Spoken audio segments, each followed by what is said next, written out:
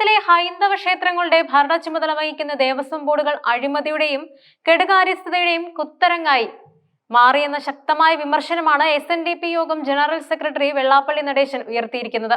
യോഗം മുഖപത്രമായ യോഗനാഥത്തിൽ എഴുതിയ എഡിറ്റോറിയലിലൂടെയാണ് അദ്ദേഹം സംസ്ഥാനത്തെ ദേവസ്വം ഭരണ സംവിധാനത്തെ ചോദ്യം ചെയ്യുന്നത്. മാറി മാറി വന്ന സർക്കാരുകൾക്ക് ഈ വിഷയത്തിൽ ഉത്തരവാദിത്വത്തിൽ നിന്നും ഒഴിഞ്ഞു മാറാനാകില്ലെന്നും ഹൈന്ദവ വിശ്വാസത്തെ അവഹേളിക്കുന്ന നിലയിലേക്ക് ബോർഡ് ഭരണം തകർന്നെന്നും വെള്ളാപ്പള്ളി ആരോപിക്കുന്നുണ്ട്. വെള്ളാപ്പള്ളിയുടെ വിമർശനത്തിന്റെ പ്രധാന കേന്ദ്ര ബിന്ദു ദേവസ്വം ബോർഡുകളുടെ രാഷ്ട്രീയവൽക്കരണമാണ്.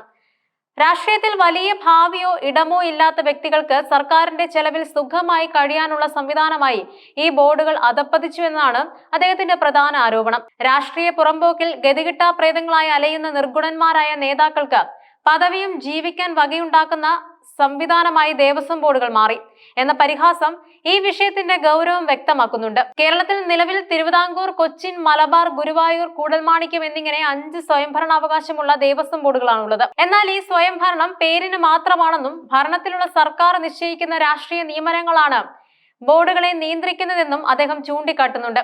ഈ രാഷ്ട്രീയ സ്വാധീനമാണ് ബോർഡുകളിലെ അഴിമതിക്കും കാര്യക്ഷമതയില്ലായ്മയ്ക്കും പ്രധാന കാരണം.